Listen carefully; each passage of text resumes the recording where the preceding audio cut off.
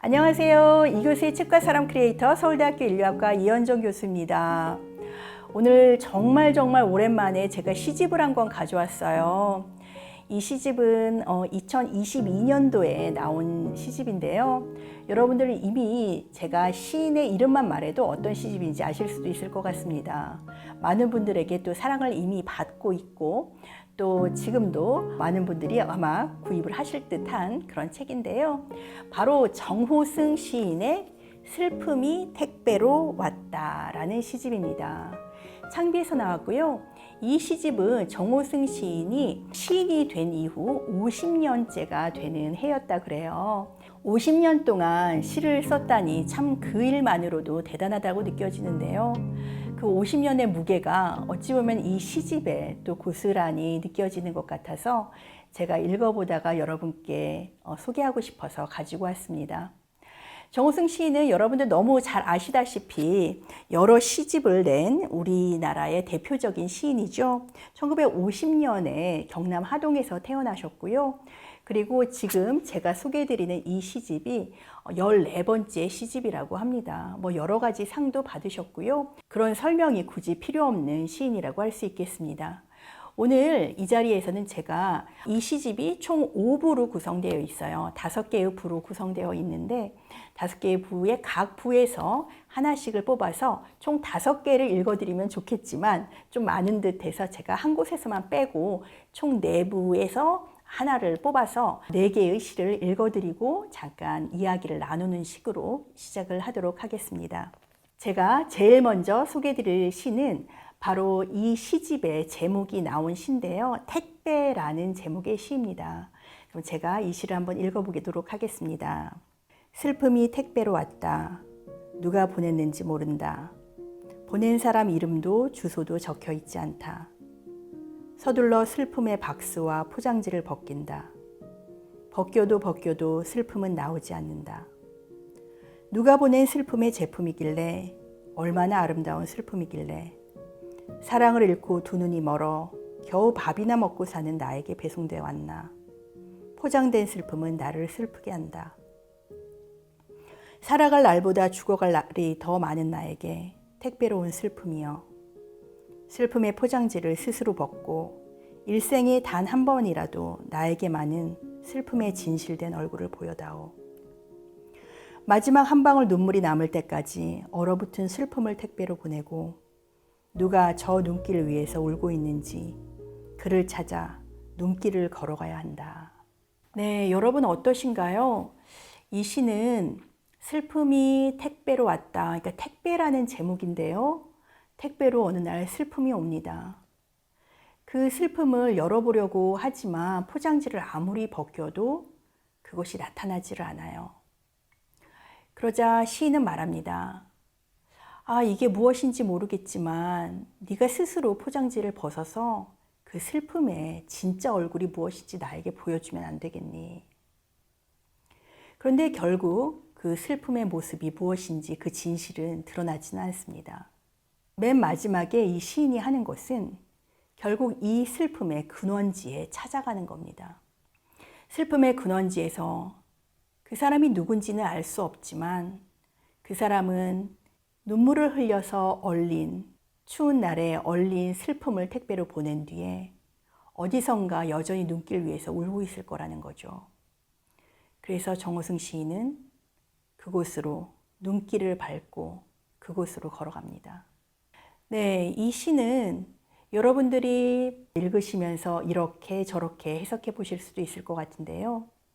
일단 슬픔이 나에게 택배로 왔을 때 우리가 택배라고 하면 참 즐겁고 기쁘고 반가운 것이지만 슬픔이 나에게 택배로 왔을 때 그것이 어떨지 잠깐 생각해 볼 수 있을 것 같고요.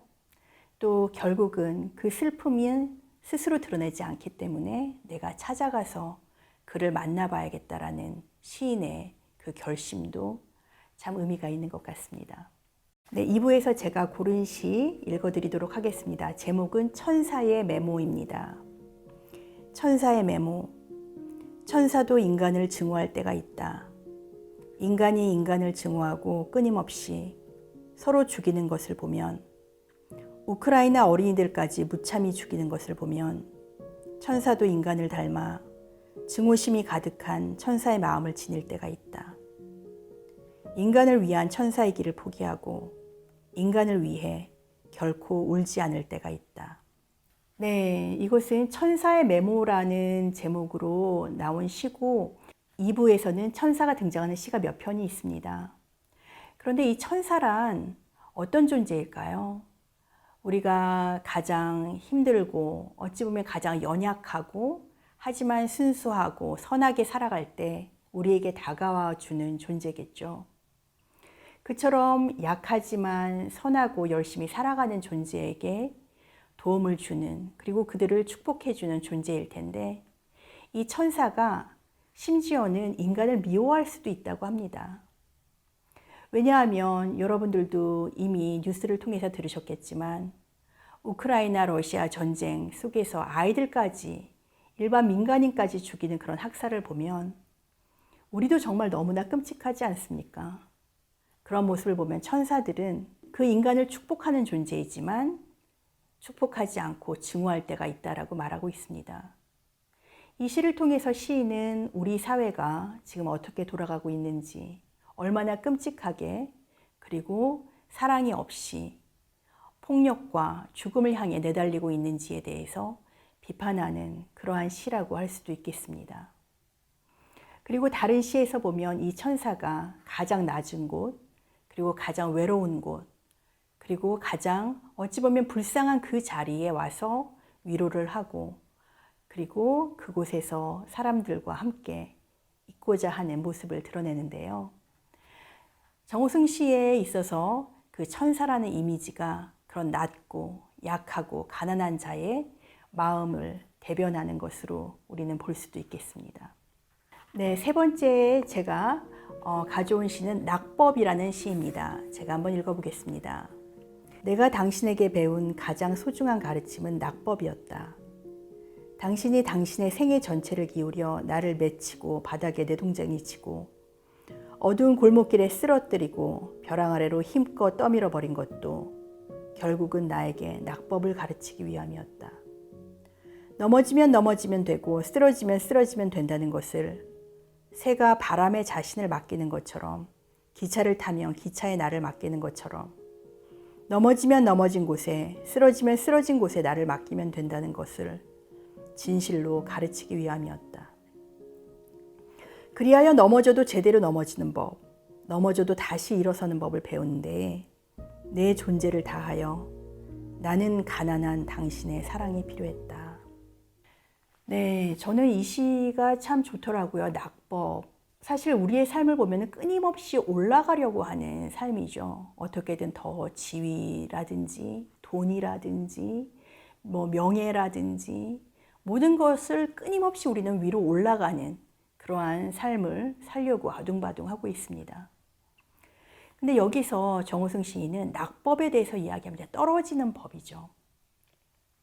어찌 보면은 우리가 날아가는 새들처럼, 바람이 불어가는 것처럼 자연스럽게 어떻게 떨어지는지를 알게 될 때, 그리고 그렇게 자연스럽게 움직이게 될 때 우리는 삶에 어찌 보면 진실을 깨닫게 되는 것일지도 모릅니다.